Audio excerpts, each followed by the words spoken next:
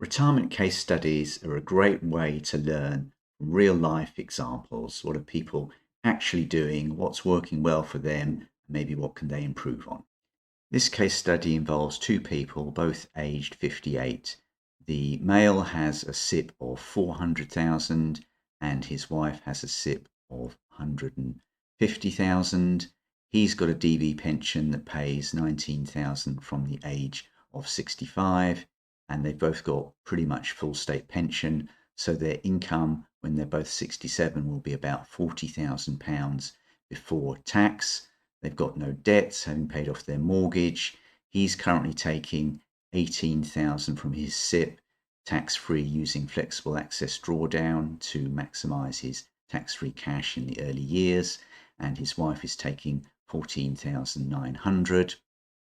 He's expecting his SIP to be reduced in value by 150,000 down to 250k by the time he turns 65. And I presume he's thinking that his wife's SIP will pretty much all be gone by the time she turns 67.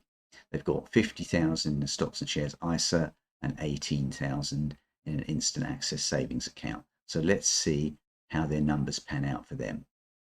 This is what their numbers look like. They take the personal allowance from their SIP, they take the corresponding tax-free cash, they've got a little bit of interest income, then they can top things up a bit from their ISA if they like, getting about 35k. Then, because allowances are fixed until 2028, in terms of personal allowance, they need to take a little bit more money from their ISA if their income is to grow in line with inflation. And then we have, I'm calling him Fred, we've got his DB pension that kicks in, then we've got state pensions kicking in, and then they can just pretty much live off all of that. Wilma can take a little bit from her SIP to utilize the remaining personal allowance, and they've still got the interest from their instant access savings account. So initially they're living off around about 35,000 in today's prices, and then it rises to about 41,000 in retirement when all their DB pensions kick in. And then this is what it all looks like when you show it graphically, and in the later life it's just all state and DB pensions they're effectively forced to take, and in the early life it's all about maximizing tax-free cash so they don't pay any income tax. In terms of income tax, initially Fred and Wilma aren't paying any, then Fred has to pay a small bit of income tax on his defined benefit pension, then eventually he has to pay a bit more tax when his state pension also kicks in, and neither of them pay any tax at the 40% rate. When you look at things on a wealth basis, this is really where they're missing out on an opportunity, because before all the DB pensions kick in, they're not really running down their wealth that much. And then when they're purely living off state and a DB pension, the SIP that they have and the ISA that they have takes off and becomes worth quite a lot of money. And it just seems a shame that they can't tap into some of this wealth earlier on in life to really enjoy themselves. So I think here the issue is that Fred has got his stash maths wrong. And stash maths is what David Sawyer uses in his great book, Reset, to explain how people calculate their wealth and how it evolves over time. So Fred's assuming that 150k will be drained from both SIPs between now and about 7 to 10 years' time.